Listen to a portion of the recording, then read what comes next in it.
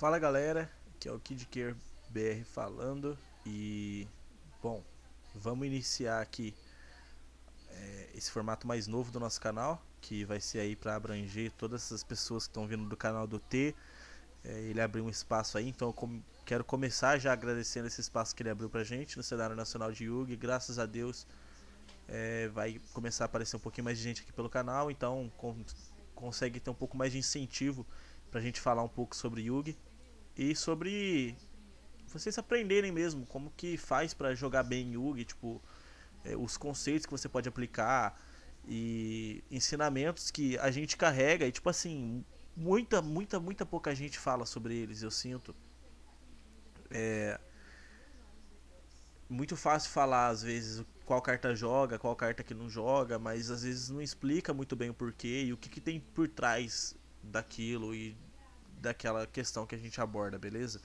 Então, eu vou começar com esse vídeo aqui, que é explicando uma teoria que eu falei lá no canal do T, né? Um pouquinho para vocês, que é sobre valor e sobre tempo, que para quem não sabe são conceitos muito aplicados em card games como Hearthstone e Magic, mas não é tão abordado assim no Yugi.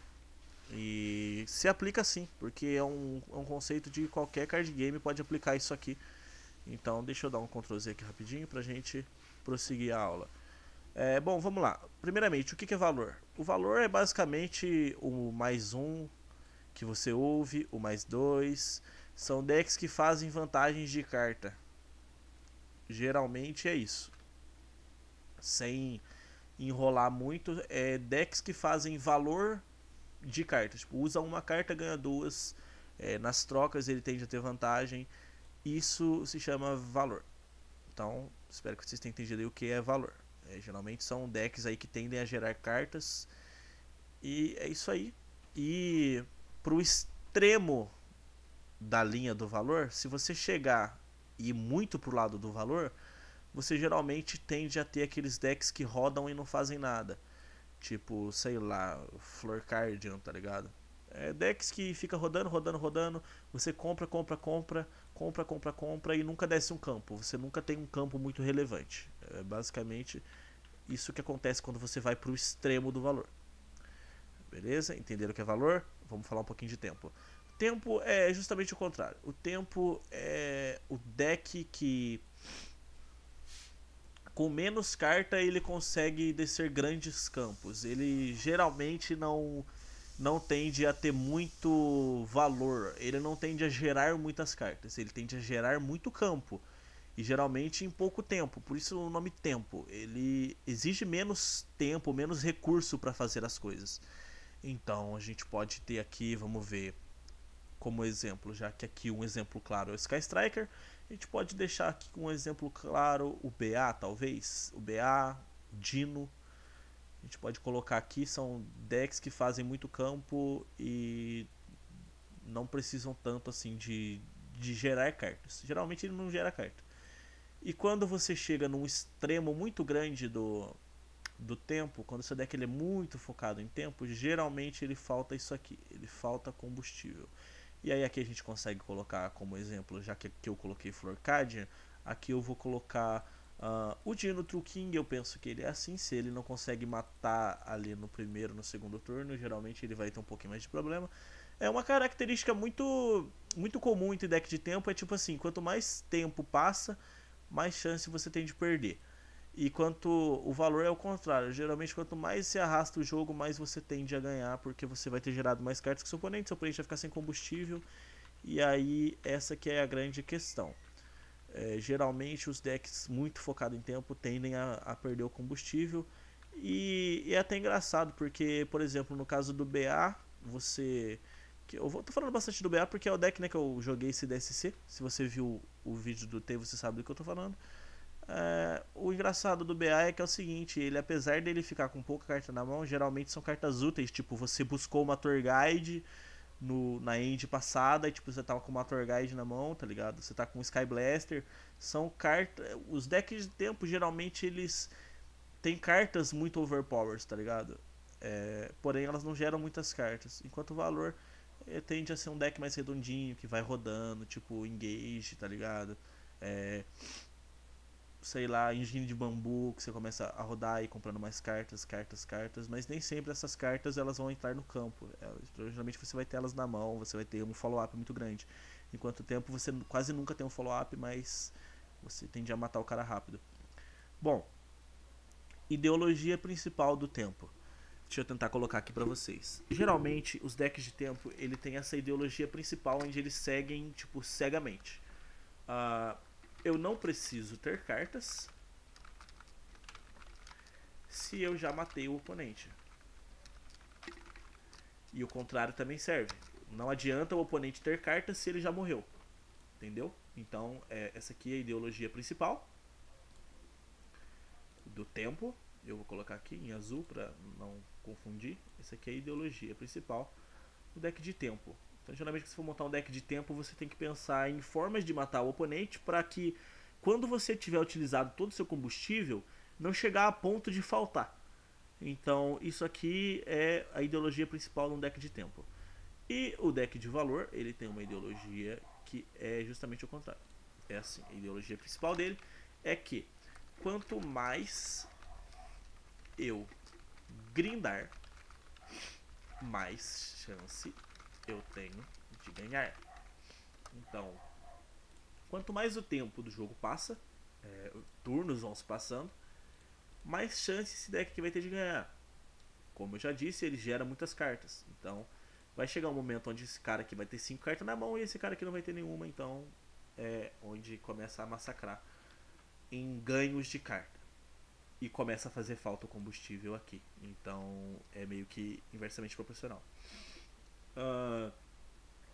O que é grindar eu espero que vocês já saibam. Se vocês não sabem, eu vou dar uma introduçãozinha um pouco básica aqui. Eu vou fazer outro vídeo mais pra frente pra gente conversar um pouco mais sobre o que é grind, aprofundar sobre o grind, porque eu não quero falar das coisas muito superficiais. Eu só vou falar superficialmente aqui agora porque eu preciso muito explicar pra vocês o que é grindar. Bom, o grind game, o grind, entre aspas, como gíria no mundo dos jogos, ele surgiu pra falar de RPG. Basicamente eram, por exemplo, quanto mais experiência você tem no RPG, melhor você vai ser no jogo. Tipo, eu tenho mais experiência, pontos mesmo, literalmente de experiência, ou itens, sabe? Quanto mais tempo de jogo você tem, melhor você vai estar naquele jogo. E o grind ele foi aplicado nos card games com um propósito mais ou menos assim: quanto mais tempo eu durar no jogo, se eu tiver boas trocas, eu vou sobreviver. É por isso que geralmente você ouve o termo grind game, geralmente é uma disputa sobre quem administra melhor seus recursos para, num longo prazo, não ter problema no jogo. Basicamente é assim que a gente chama a match de Sky Striker, né? É um puro grind game. É óbvio que são dois decks defensivos, dois decks de muito recurso. Então, se os dois jogarem, a Hercules Base faz falta, porque é ela que recicla os valores, as cartas, e aí é o valor total, né? Porque aí você vai estar gerando combustível para continuar, e aí ganha quem administrar melhor esse combustível. Eu vou apagar aqui agora, mas espero que vocês tenham entendido. Basicamente, deixa eu só colocar aqui rapidinho, Ctrl Y. Ok, pro valor ganhar no jogo, ele tem que grindar, ele tem que arrastar o jogo, e pro tempo, a ideologia principal dele é que se ele não precisa ter carta se ele já matou o oponente. Então não tem problema nenhum ele gastar a mão inteira se ele matar o oponente. Essa é a ideologia principal de um deck de tempo. Então espero que vocês tenham entendido até esse pequeno momento. Agora eu vou falar para vocês sobre o caso curioso que acontece quando existe uma matchup que vai ocorrer entre esses dois extremos aqui. Não, aliás, eu não vou falar durante ambos os dois extremos, não. Primeiro eu vou falar pra vocês o que define um deck meta, então, pra gente dizer aqui na nossa linha do tempo como é que vai funcionar as coisas. Bom, vamos lá. Hoje eu posso dizer pra vocês que o Sky Striker, ele tá aqui. Vou colocar um laranja aqui pra... Vamos colocar um verdinho, vai. O deck tem 500 spell. Vamos de verde. Acho que eu posso dizer pra vocês que o Sky Striker, na linha do meta, ele tá aqui mais ou menos. Sky Striker, vamos colocar um SK aqui. Sky Striker a gente pode dizer seguramente que ele tá por aqui, ó, na linha do meta. Por que eu posso dizer isso? Porque ele é um deck muito focado em valor e ele não chega a ficar nesse limbo aqui. Deixa eu pegar o pretinho pra mim falar. Ele não chega a ficar nesse limbo aqui porque ele faz campo meio pouco, mas uma carta que deu uma grande adição dele, porque pra mim no meta passado o Sky Striker tava mais ou menos aqui, ó. Ele falhou no meta passado como um meta relevante exatamente por ele estar muito aqui. O Trickster Sky Striker ele tava mais pra frente porque tinha jogadinhas de Scapegoat, tinha algumas coisas que faziam descer campo. Mas o que foi crucial pro Sky Striker passar de quase limbo do Rod não faz nada pra cá foi o fato de ter lançado o Boreal Sword. O Boreal Sword foi um cara que ele entra exatamente nisso aqui do tempo. Ele é um grande avanço de tempo, porque não liga de você gastar 4 materiais, e inclusive você gasta até recurso do oponente, então é bem ok, se você vai matar o cara. Então o Sky Striker ele conseguiu dar um avanço muito forte. Ele conseguiu sair de quase limbo aqui para ir para um meta total. Para mim o Sky Striker é o que está mais próximo do meta hoje, ok? Então basicamente é isso aqui. Não tem muito o que dizer, eu tô dizendo aonde o Sky Striker está nesse momento. Pra mim, sabe, meio que falar pra vocês um pouco em cima disso. Um deck, ele sempre tem que ter valor, sabe? O mínimo que ele vai ter é valor. É óbvio que tem decks que, tipo assim, vão sacar 5 cartas ali e com aquelas 5 elas vão jogar e depender apenas da draw do turno. Mas geralmente todo deck ele tem um pouquinho de valor. Gerar algumas cartas, algumas mecânicas de draw. Geralmente tem. Mas quando um deck é muito focado nisso aqui, basicamente ele só tem searches, tipo, ele quer chegar, o Dino quer chegar no Oviraptor pra buscar alguma coisa, sabe? Ele quer buscar peças de um combo, mas ele não quer literalmente juntar cartas, uma quantidade de cartas. Não, ele quer as cartas certas para aquele momento. E é isso que o Sky Striker faz em abundância. Ele busca muitas cartas, mas não necessariamente aquelas cartas são as melhores. Óbvio, né, que é um deck com muito recurso, que a gente chama de toolbox, né? Então você meio que tem várias ferramentas para várias ocasiões, mas não é esse o foco principal do Sky Striker. O foco principal do Sky Striker é gerar os recursos e estar sempre acima do seu oponente, de ponto que ele simplesmente não consiga acompanhar e você já tem muito mais jogo à frente dele. Porém, entra no que o tempo, né, diz, que se não importa se o meu oponente de Sky Striker tem 3 Anchor, Afterburner, Shark Cannon e a porra toda. Se você, sei lá, deu um Kaiju pro lado do campo do cara, tá tudo travado, você foi lá e matou ele. O que adiantou ele ter um mais 10, tá ligado? Essa é a ideologia do tempo. Geralmente, um deck que eu posso dizer pra vocês hoje que tá num auge de tempo, na minha opinião, é esses decks de Link doido, né, que estão surgindo, tipo Dark Gulk, Hero doente aí, que tá fazendo Gamblar, e tipo, foda-se. Gamblar com Dark Law ainda, que é pior. Mas gasta muito recurso pra fazer isso. Investe tudo naquele campo. Um exemplo bom de tempo meta que a gente teve recentemente era o Gulk, o próprio Gulk, velho. Só que o Gulk ele tava exatamente aqui em cima, porque ele, ao mesmo tempo que ele conseguia gerar um campo, ele conseguia continuar com follow-up no próximo turno e ele conseguia jogar de formas diferentes, além de só descer um campo. Tipo assim, você comba, você ganhou, mas nem sempre você vai combar e nem sempre você vai ganhar combando. Então, pra mim, o Gulk era um meta perfeito, total, imbatível. Ele tava aqui em cima, o Gulk, na temporada passada. Mas, bom, isso aqui nós estamos falando de temporada passada, não de agora. Mas estou apenas dando um exemplo para vocês de como um deck ele é perfeito aqui, exatamente no centrinho do meta. E o Sky Striker tá um pouquinho mais pro lado do valor do que do tempo, apesar do Boreal Sword ter dado uma grande ajuda. Pra mim, um deck que tá próximo do tempo hoje e valor ao mesmo tempo é o próprio BA, que eu joguei. Tô fazendo aqui bem feinho, tá? Mas é um deck que consegue matar facilmente o Sky Striker, na minha opinião. Essa versão de Kaiju ela mata facilmente o Sky Striker.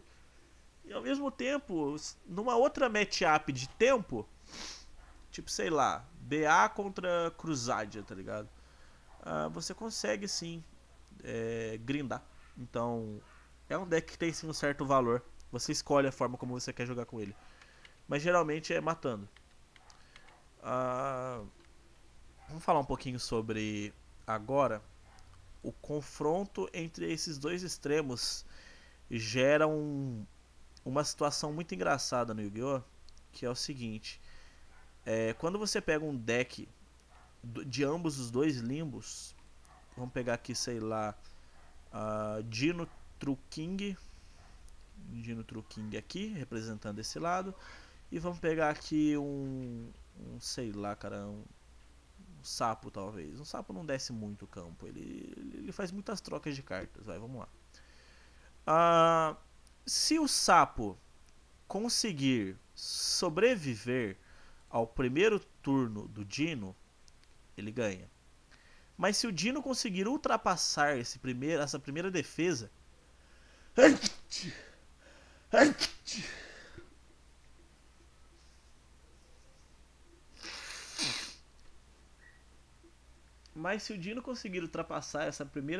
do sapo, geralmente o Dino ganha.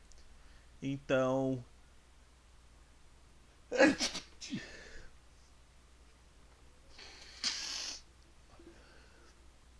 esses confrontos entre os dois extremos, eles são extremamente imprevisíveis.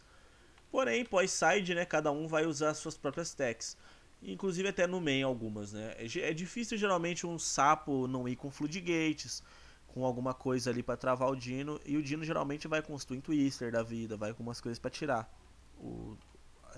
as coisas que podem atrapalhar ele. Então, o combate entre esses dois limbos é muito engraçado, ele é muito imprevisível. Agora, quanto mais o meta vem se aprofundando, quanto mais essa linha ela vem andando pra cá, mais as matchups tendem a ser um pouquinho mais definidas. Tipo, você sabe o que daqui do meio do meta ganha de qual deck. Você sabe que o BA ele tem uma facilidade muito grande contra o Sky Striker. Mas será que o BA tem uma facilidade grande contra True Draco? Que também é outro deck presente no meta, que roda e faz campo. Será? Será que o BA ele consegue ganhar fácil de Altergeist? Entendeu? Então, quanto mais vão vindo pra cá, mais tem umas matchups mais definidas. Tipo, o Sky Striker ganha muito fácil de um True Draco. Fácil não, depende. Vai ter que abrir Floodgate, né? O Sky Striker consegue ter uma vantagem muito grande contra alguns decks que o BA tem dificuldade. E o BA tem uma facilidade para ganhar de decks que perdem para o Sky Striker, entendeu? Mas ganham muito do BA.